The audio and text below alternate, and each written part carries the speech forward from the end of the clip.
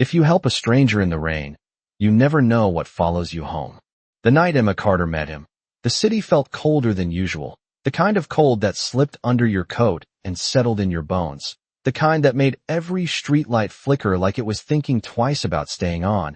And Emma was tired, bone-deep tired, coming off a 12-hour shift at a diner where tips barely covered her bus fare. Her sneakers soaked through as rain hammered the sidewalks of downtown Chicago, turning every reflection into a blur of neon and headlights. She pulled her jacket tighter and kept walking, counting steps, counting dollars, counting how many days she had left before rent was due. And then she saw him, standing under a broken street lamp like he didn't belong to the world around him. Tall, still, dressed too well for this part of town, like he'd stepped out of a place Emma would never be allowed into. And something about him made the air feel wrong, quieter somehow, like the rain softened around him. She should have kept walking, she knew that. But when he swayed just slightly, barely noticeable, instinct pulled her closer before logic could catch up. "Hey," she said, voice cautious. "You okay?" He didn't answer right away, just turned his head slowly, and when his eyes met hers, Emma felt it, a strange pause inside her chest, like her heartbeat forgot what it was doing for half a second. His gaze was too steady, too sharp, pale eyes that didn't match the chaos of the street. And yet there was something else there, something tired, something ancient in a way she couldn't explain. "You shouldn't be out here alone," he said finally, his voice low, smooth, carrying a weight that didn't belong to a stranger. Emma let out a small laugh, brushing rain from her face. "Funny, I was about to say the same thing to you." And for a moment, just a moment, something almost like amusement flickered across his expression, but it vanished too fast to be real.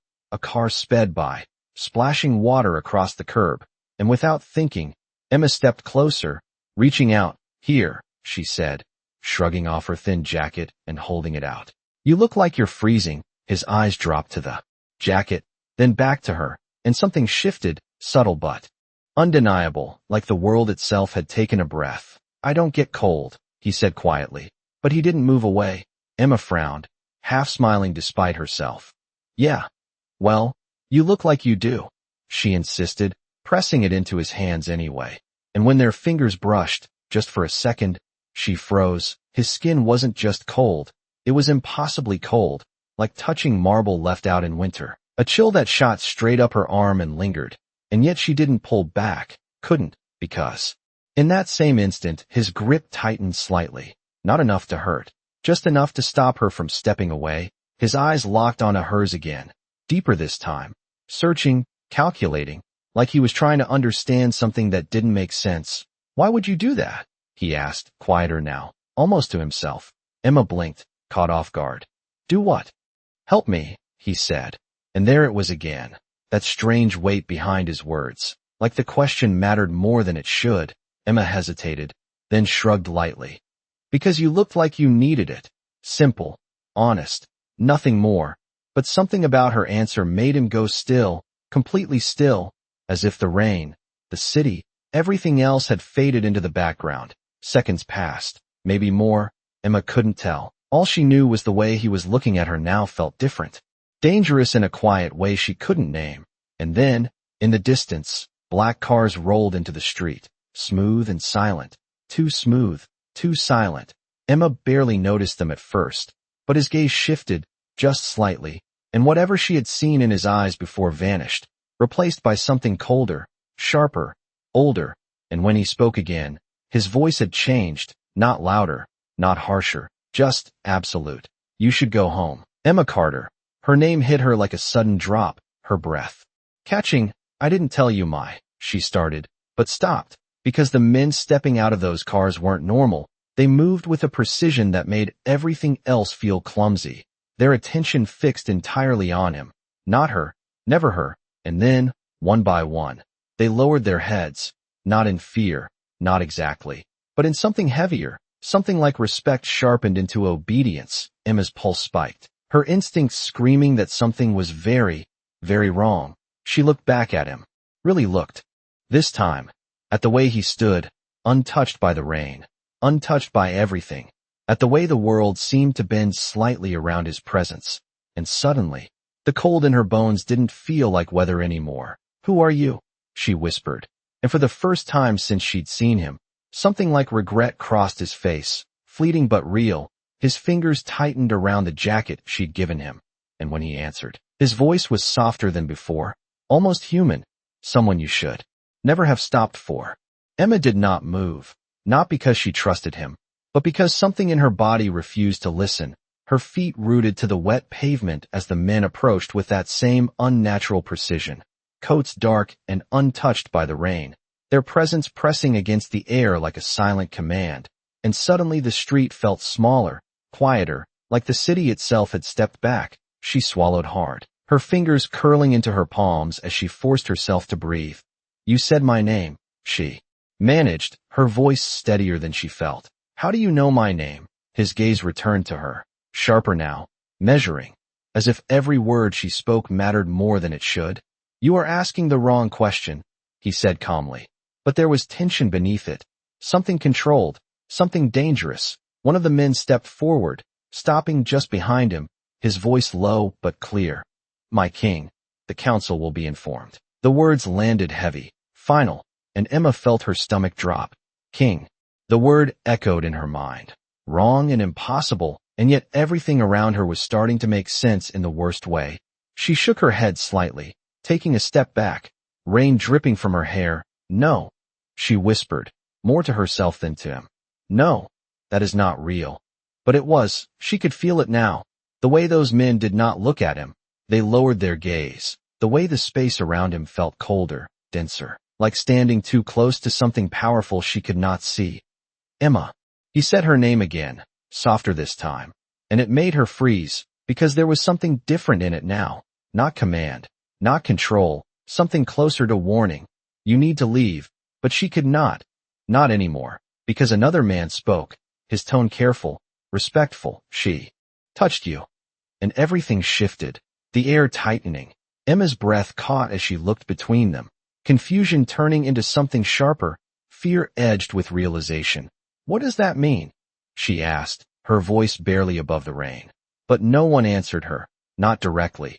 Instead their attention stayed on him, waiting, watching, and for the first time since she had met him, he did not respond immediately, his jaw tightening just slightly, his hand still holding the jacket she had given him, like it weighed more than it should. Seconds stretched, and then he exhaled slowly, the sound almost human. "It means nothing," he said. But the lie was too smooth, too practiced, and the man behind him did not look convinced. "The mark is not visible," he continued carefully, as if choosing each word mattered. "There is no confirmation." Emma blinked, her mind struggling to catch up. "Mark?" she repeated, her voice rising despite herself. "What mark?" And this time his eyes snapped back to hers, a flash of something intense crossing his expression, something close to anger but not at her, never at her. "Enough," he said, not loudly, but the word cut through everything. The rain, the tension, the questions, all of it. The men fell silent instantly, stepping back without hesitation, and Emma felt it again, that overwhelming sense of control, like he did not need to raise his voice to be obeyed. Her heart pounded harder, her instincts screaming louder now. Leave, run, get away. But she was still standing there, still looking at him, still trying to understand why he was looking at her like that, like she mattered in a way she should not. "You are going home," he said finally, his tone shifting again, quieter, but absolute. Emma shook her head, backing away another step. "I do not think so," she said, forcing the words out, forcing herself to hold his gaze. "You do not get to decide that." For a moment, something almost like surprise flickered in his eyes, quick and sharp, and then it was gone, replaced by something else, something darker, not threatening, but certain. "You misunderstand," he said slowly, stepping toward her, closing the distance in a way that made her pulse spike. "I am not asking." The words should have terrified her more than they did, but instead, something else cut through her fear, something stubborn, something human. "Then I am saying no," she shot back, her voice shaking now, but still there, still standing, still refusing. The men behind him shifted slightly, tension rippling through them, but he did not react. Not immediately. He just watched her, studying her like she was something new, something unexpected. And then, quietly, almost to himself, he said, "You really do not know." Emma frowned, confusion overtaking fear for a split second. "Know what?" she asked, and that was when he reached out. Again, not fast, not forceful, just deliberate. His fingers brushing lightly against her wrist once more. And this time, she felt it clearly, not just the cold, but something deeper, something that pulsed beneath her skin like a distant echo. Her breath hitched, her body going still as his eyes darkened slightly, his voice dropping to a near whisper. "What you just became to them," he said, and Emma felt the world tilt, just slightly, like everything she thought she understood had shifted out of place, because whatever this was, whatever she had stepped into, it was no longer something she could walk away from. Emma's breath came shallow now, her pulse loud in her ears as she stared at him, her wrist still tingling where his fingers had touched her, that strange echo under her skin refusing to fade. "No," she said again, quieter this time, but firmer, as if saying it enough could make it true. "I did not become anything."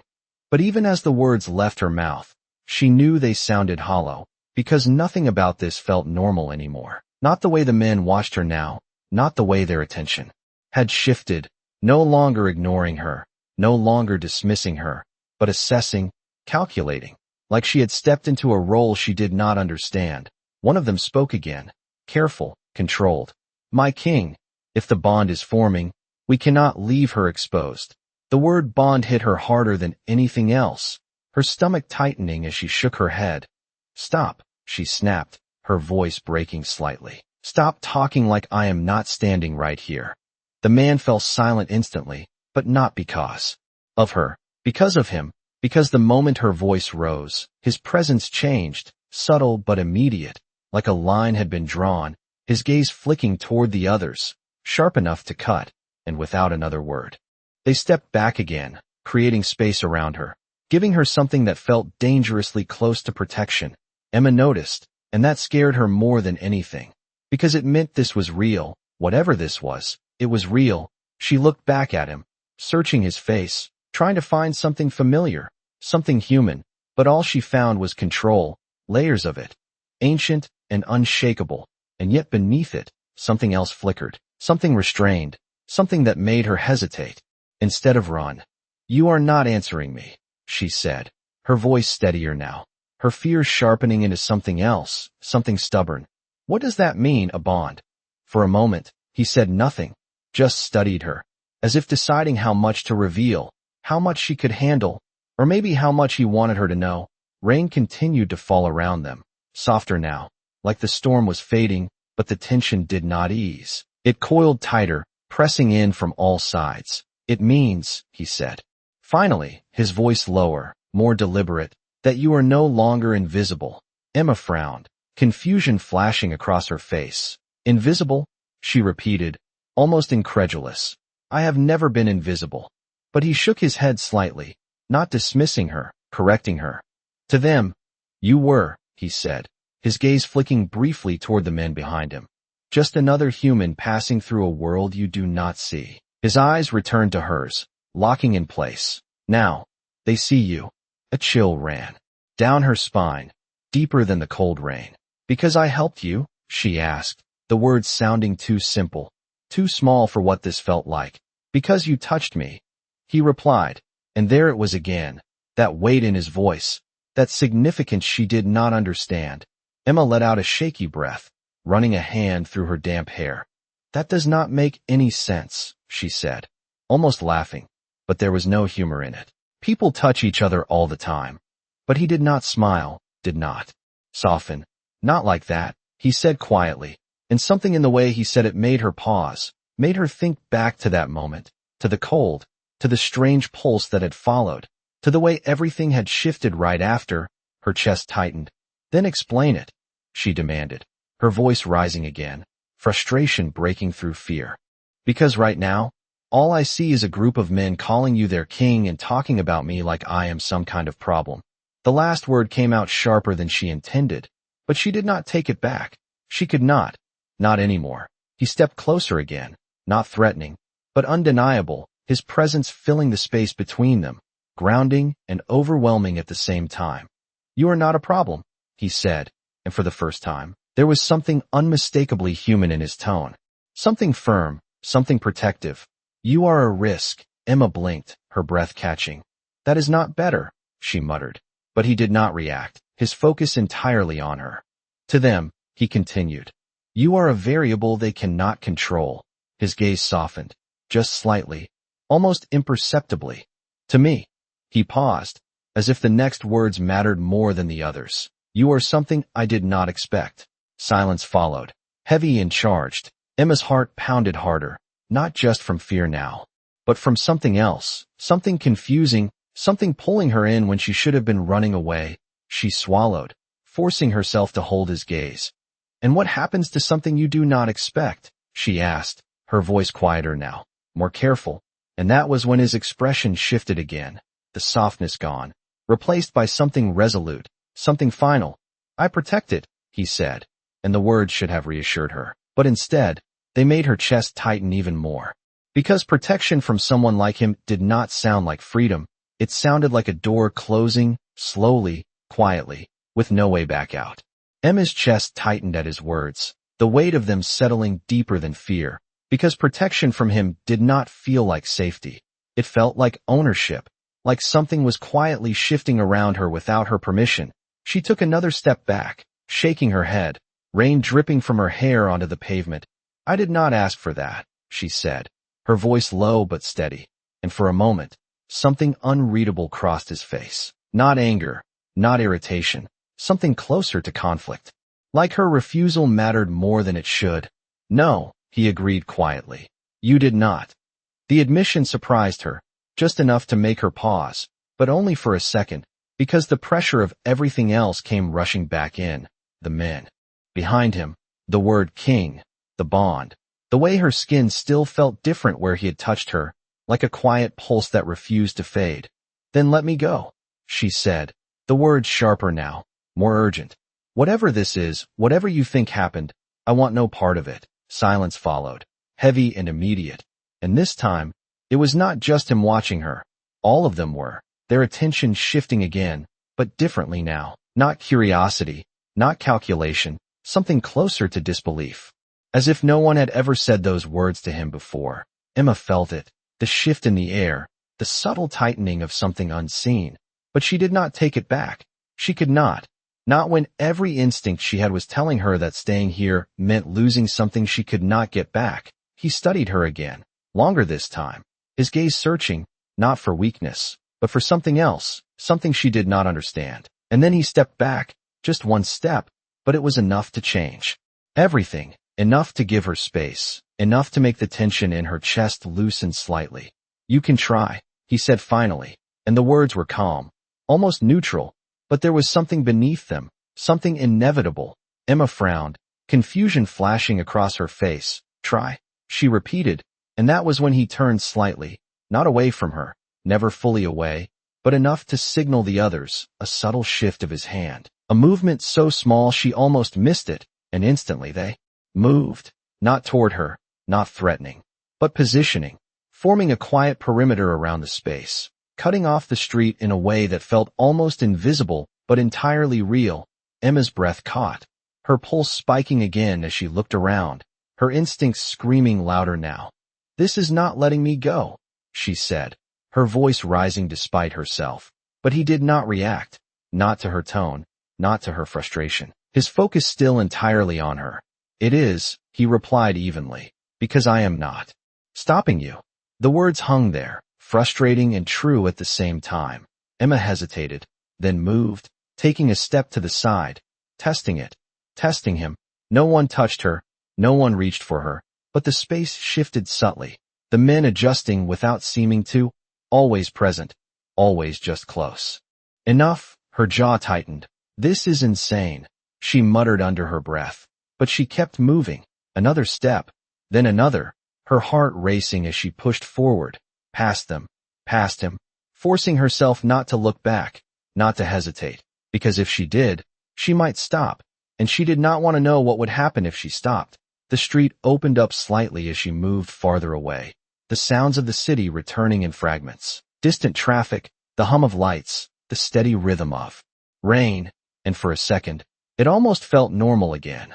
Almost, until she felt it. That same subtle pull under her skin, like a thread she could not see, tugging gently, insistently. Her steps slowed without her permission, her breath catching as she tried to ignore it, tried to push through it. But it did not fade. It grew stronger, not painful, not forceful.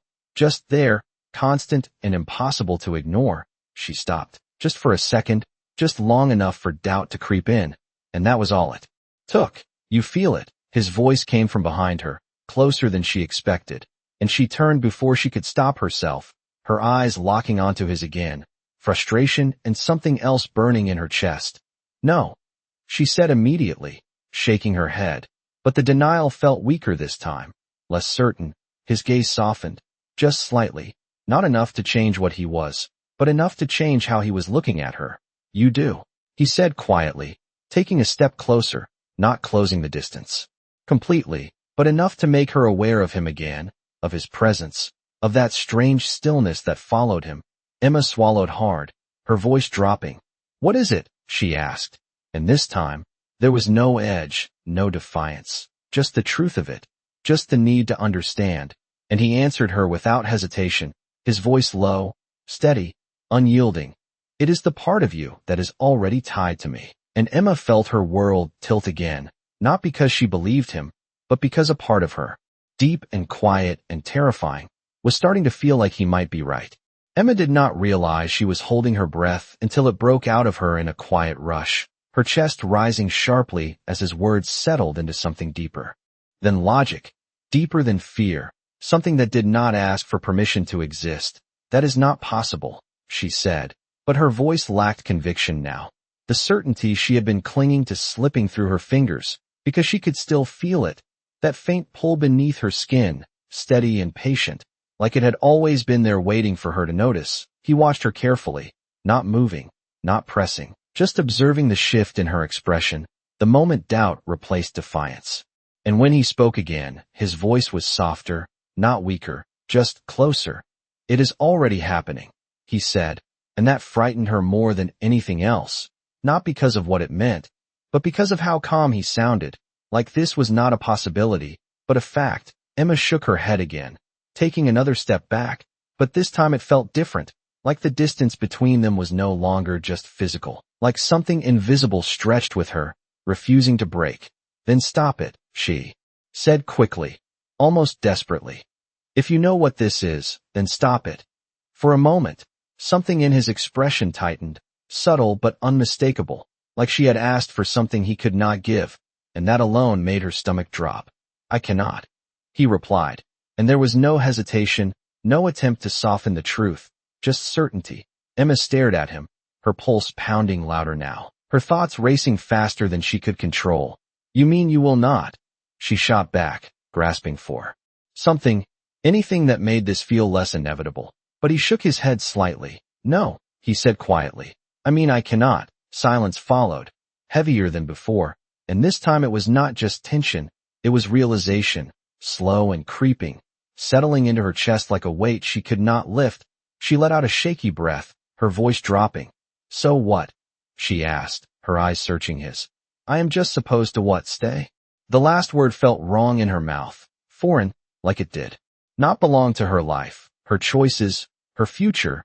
His gaze did not waver, not even for a second. For now, he said, and those two words were worse than anything else, because they were not a command, not exactly, but they carried the same weight, the same finality. Emma let out a quiet, incredulous laugh, shaking her head as she ran a hand through her hair, water dripping down her sleeve. You do not even hear how that sounds, she said, her voice strained. You are telling me I do not have a choice. He stepped closer again, not fast, not forceful, but deliberate, each movement controlled, measured, and she felt it again, that pull tightening just slightly, like something inside her responding to his presence whether she wanted it to or not. You have a choice, he said, and for the first time there was something almost like emphasis in his tone, something that made her look at him more closely. You can walk away, he continued, and pretend this never happened. Emma blinked, confusion flashing again, because that was not what she expected him to say. Or, he added quietly, and there it was, the shift, the part that mattered. You can stay long enough to understand what it means. Her heart skipped, just once, sharp and sudden, because that option felt different, not safer, not easier. But, real, she swallowed, her voice softer now, less defensive. And if I do not want to understand it? She asked, and he held her gaze, steady, unyielding. Then it will not matter what you want. He said, not cruelly, not coldly, just honestly. And that honesty hit harder than anything else. Emma closed her eyes for a brief second, grounding herself, trying to steady the chaos inside her, but it did not settle. It shifted, turning into something else, something sharper, more focused. When she opened them again, she was looking at him differently now, not just as a threat, not just as something dangerous, but as something she needed answers from. You said I am a risk, she said slowly. A risk to who?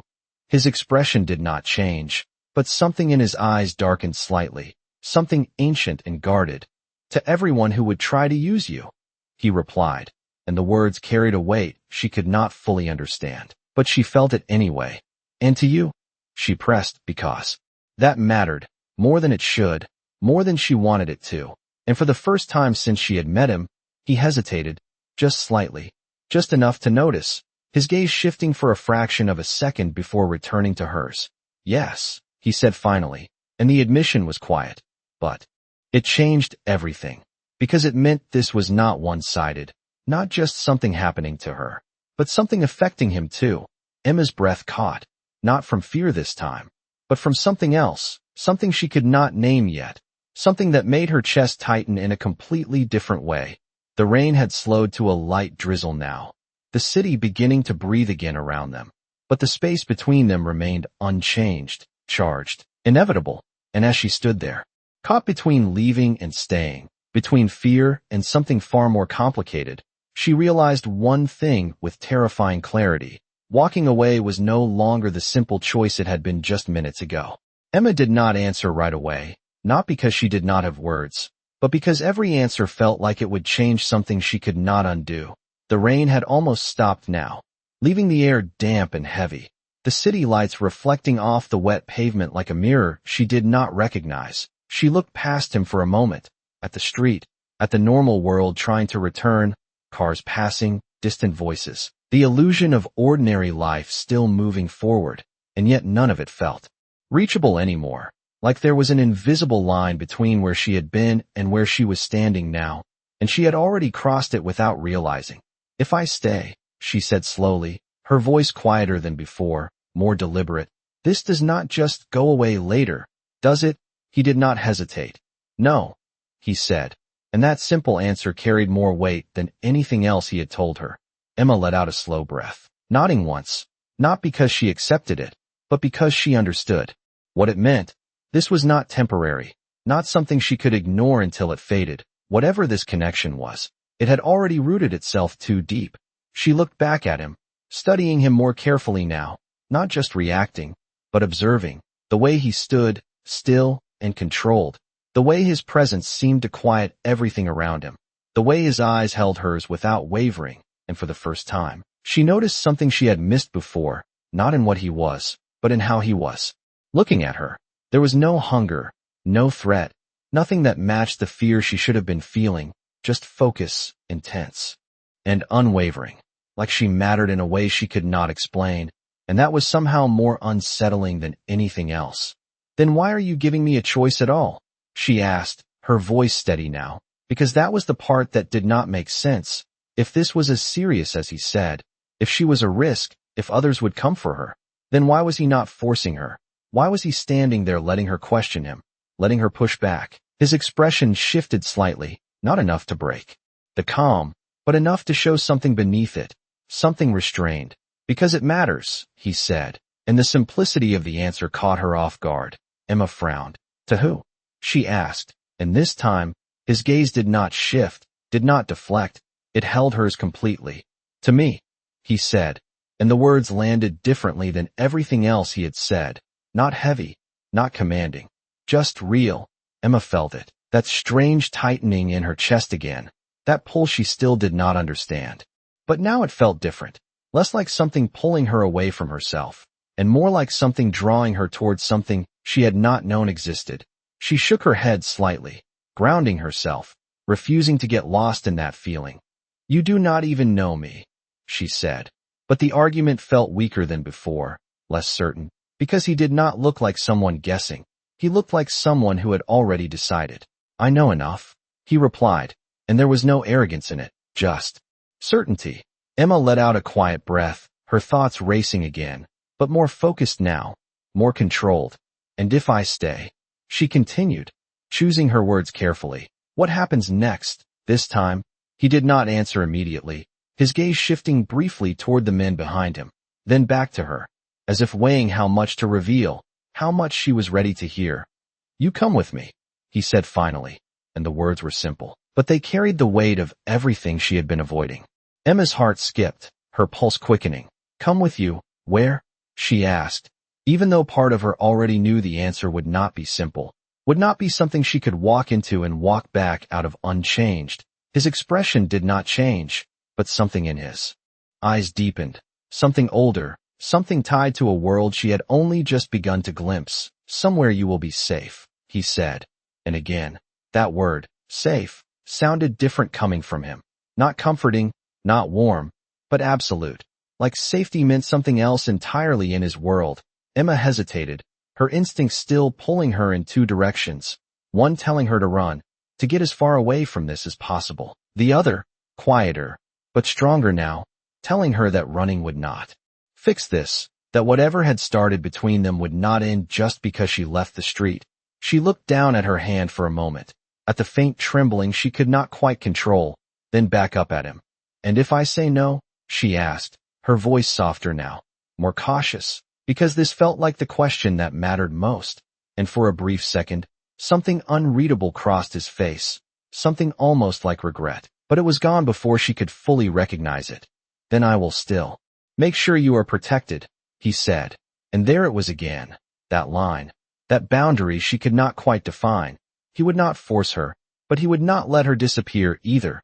Emma exhaled slowly, her decision not made, not fully, but shifting, moving. And as she stood there, caught between two worlds she did not understand, she realized something that changed everything. This was no longer about whether she believed him or not. It was about whether she was willing to step into something she could never step out of again. Emma stood there a second longer than she should have, her mind racing through every possible outcome, every warning her instincts had tried to give her, and yet none of them felt as clear as the one thing she could not ignore anymore. That quiet pull inside her chest, steady and persistent, like it had already chosen for her. She exhaled slowly, the breath unsteady, then lifted her gaze to meet his again. "If I go with you," she said carefully, each word deliberate. "This is not just about me anymore, is it?" His expression did not change, but something in his eyes confirmed it before he even spoke. "It never was," he replied, and the truth of that settled heavily. Emma nodded once, more to herself than to him, as if acknowledging something she could not undo. Then she took a small step forward, closing the distance she had spent so long trying to create. The movement subtle, but it changed everything. The moment she did it, something inside her stilled, not completely, but enough to notice, like the tension had shifted direction, no longer pulling her away, but aligning with something she did not fully understand. His gaze followed her movement, sharper now, more focused, as if he had been waiting for that exact moment. "All right," she said quietly, the word barely louder than the fading rain. "I will go." The men behind him did not react outwardly, but she felt the shift in the air, a subtle change in the space around them, like something had been decided, something set into motion. He did not smile, did not soften, but there was a change, slight but unmistakable, the tension in his posture easing just enough to show that this mattered, that her choice had weight. "Stay close," he said, and it was not a command, not exactly, but it carried the same certainty. Emma hesitated for half a second, then nodded, her body moving before her thoughts could catch up, falling into step beside him as he turned. The black cars waiting at the edge of the street like they had always been there, silent, unmoving. She glanced back once, Just once, at the sidewalk she had been standing on minutes ago, at the version of her life that now felt impossibly far away. Then she looked forward again, focusing on the present, on the man walking beside her, on the unknown she had just chosen. The door of the car opened without a sound. One of the men stepping aside for her, his gaze lowered but aware, and for a moment, Emma paused, not out of fear this time, but because stepping into that car felt like crossing a line she could not uncross.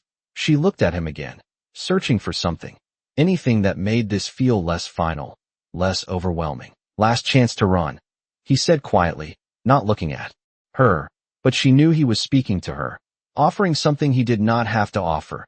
Emma let out a small breath, almost a laugh, shaking her head. You already told me that would not work, she replied, and there was a hint of something in her tone now, something lighter, something that surprised even her. He glanced at her then, just briefly, and for the first time since she had met him, there was something close to approval in his expression, not warm, not soft, but real. No, he agreed. It would not. Emma took one more breath, steadying herself, then stepped into the car, the interior quiet, dark, and far more refined than anything she had ever been in. She sat down slowly, her hands resting in her lap as she tried to process the reality of what she had just done. The door closed behind her with a soft click, sealing the space, sealing the moment. And when he entered a second later, sitting across from her, the air shifted again, more contained now, more intense. The city outside faded slightly, the world narrowing to just this, just him, just the space between them. The car began to move without a sound, gliding forward into the night. Emma watched him for a moment, studying him in the dim light, the way he sat, composed and controlled, like this was nothing new to him, like this world had always belonged to him. So, she said finally, breaking the silence, her voice quieter now, more grounded.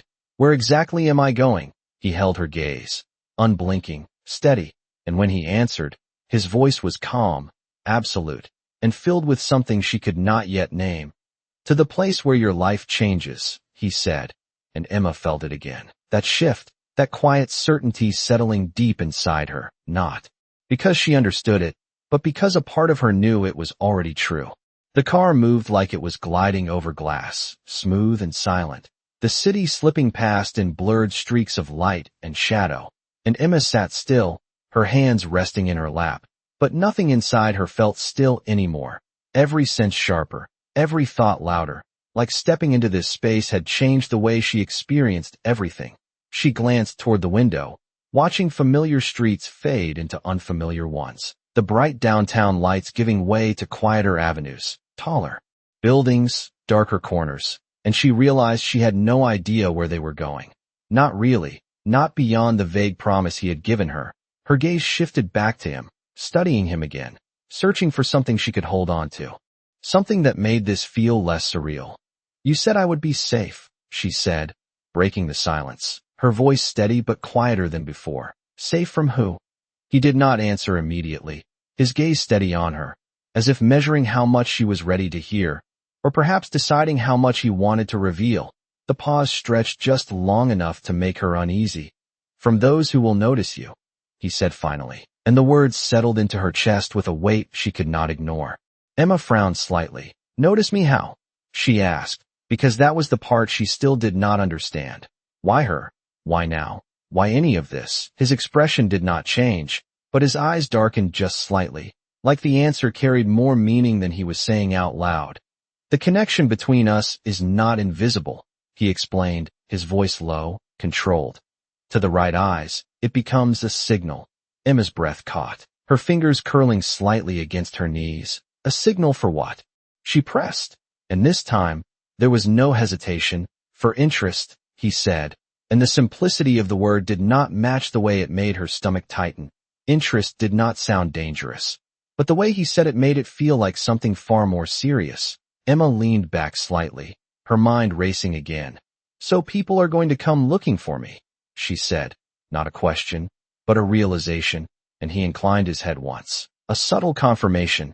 Yes, the word was quiet, but absolute. She let out a slow breath, looking away for a moment, processing, trying to ground herself in something logical, something real.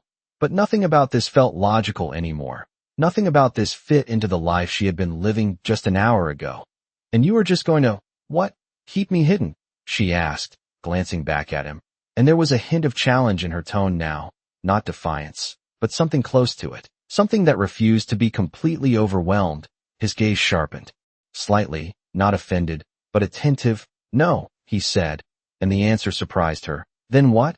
She asked immediately, her voice more urgent now, because if not that, then what exactly was he planning? He leaned back slightly, his posture still composed, still controlled, but there was something else in the way he held himself now, something more deliberate. I will make it clear that you are under my protection, he said, and the words carried a different kind of weight, not hidden, not quiet, but visible, undeniable. Emma stared at him for a second, her brows drawing together. That does not sound subtle, she said, and he did not disagree. It is not meant to be, he replied, and that answer sent another ripple of unease through her, because it meant this was not just about keeping her safe. It was about sending a message, about making something known, something public in a world she did not even understand yet. She shifted slightly in her seat, her thoughts tangling together. And if someone decides they do not care about your protection, she asked, because that felt like the obvious flaw in his plan, and for the first time since she had asked him anything, there was the faintest pause, not hesitation, but acknowledgement. Then they will be making a mistake, he said, and the calm certainty in his voice was more unsettling than any threat could have been. Emma held his gaze for a moment longer, then looked away again, her heart still racing, but now mixed with something else, something she had not expected, a strange sense of stability, not comfort, not trust, but something close to it, something that came from the way he spoke, from the way he did not avoid the truth, even when it was unsettling. The car slowed slightly, turning onto a long, private drive lined with trees that blocked out most of the city lights, the world outside growing darker, quieter, more distant. Emma noticed it immediately, her attention snapping back to the present. Where are we? She asked, her voice softer now, almost cautious, as the outline of something massive began to appear ahead, a structure rising out of the darkness like it had always been there. Waiting, he followed her gaze, his expression unchanged, but his presence somehow felt more anchored here, like this place belonged to him in a way the city never could. Home, he said simply, and the word echoed differently than it should have. Not warm, not familiar, but powerful, final, as the gates ahead began to open on their own, silent and precise, revealing a world she had not been meant to see. And as the car moved forward, carrying her into it, Emma realized with a quiet, undeniable certainty that whatever waited beyond those gates was not just going to change her life, it was going to redefine everything she thought she knew about it. The gates opened without a sound, and as the car passed through, Emma felt it immediately, not just the change in scenery, but the shift in atmosphere, like stepping into a place that existed on a different set of rules. The city behind them faded completely, replaced by a long, winding drive lined with towering trees that blocked out everything else, their branches forming a canopy that dimmed even the distant lights. The air felt colder here, heavier, and Emma could not explain why. She leaned slightly toward the window, trying to take it in, the silhouette of the structure ahead growing clearer with every second. It was not just a house. It was something older, larger, stone rising into the night with sharp lines and dark glass, lit just enough to reveal its scale, but not enough to make it feel welcoming. The car slowed as it approached the entrance, the massive doors already open as if they had been expecting them. Emma's chest tightened again, not from fear alone, but from the realization that nothing about this was accidental. This place, this moment, it had all been waiting. The car came to a smooth stop, and for a brief second, neither of them moved. The silence inside the vehicle heavier now, more contained. Emma glanced at him, searching his expression, but he looked exactly the same as before, composed, controlled, untouched by the weight of what this meant. This is your home, she said quietly, more a statement than a question, and he nodded once. Yes. Simple, direct, final. She hesitated, her hand resting lightly against the door, but not opening it yet. Because stepping out meant stepping fully into this. No more distance. No more illusion of choice. She looked back at him, her voice softer now, more grounded. And now it is mine too. The question carried more than words. It carried uncertainty, resistance, and something else she could not name. Something that had been building since the moment she met him. He held her gaze for a long second, and when he answered, his voice was quieter than she had ever heard it. Only if you decide it is. And that answer lingered, because it was not what she expected, not ownership, not control, but something else, something that gave her just enough space to breathe. Even here, even now, Emma nodded slowly, taking that in, then finally pushed the door open, stepping out into the night air. It felt colder immediately, sharper against her skin, but she did not step back. She could not anymore. The ground beneath her feet felt steady, real, and yet everything else felt like it was shifting. The men who had followed them earlier were already positioned at a distance, silent, watchful, part of the structure of this place, not intruding, but always present. She took a few steps forward, her gaze lifting to take in the full scale of the building, the stone, the height, the way it seemed to absorb the light rather than reflect it, and for the first time, she truly understood what he meant when he said this was his world, because this place was not just a home, it was a statement, a presence, something that existed far beyond anything she had known. She felt him step beside her, not close enough to crowd her, but close enough that she was aware of him, of that same quiet pull that had not left her since the street. "You are not afraid," he said. And it was not a question. Emma let out a small breath, her eyes still on the structure in front of her. "I am," she admitted, because that was the truth. But then she turned her head slightly, meeting his gaze again. "But not of you." And that was the part that surprised her the most, the part she could not explain, because everything about him should have made her run, should have made her leave, and yet she was standing here, choosing to stay. His expression shifted at her words, just slightly, something in his eyes softening in a way that felt almost human, almost unguarded, but it was gone before she could fully hold on to it, replaced again by that calm, controlled presence. "That may change," he said, quietly, and there was no threat in it, just honesty. Emma considered that for a moment, then shook her head slightly, a faint, almost stubborn smile touching her lips despite everything. "Maybe," she said, "but not tonight." Silence settled between them again, but this time it felt different, not tense, not uncertain, but steady, like something had been set into place, something that would not easily move. He turned slightly toward the entrance, the open doors waiting, the light from inside spilling out just enough to reveal the first steps beyond. "Come," he said, and there was no command in it this time, just invitation. Emma looked at the doorway, then back at him for a brief second, and then, without another word, she stepped forward, crossing the threshold into a world she did not understand, but no longer wanted to run from. And as the doors closed quietly behind her, one thought settled deep in her chest, clear and undeniable. She had not fallen into his world by accident. She had stepped into it because something inside her had chosen to stay.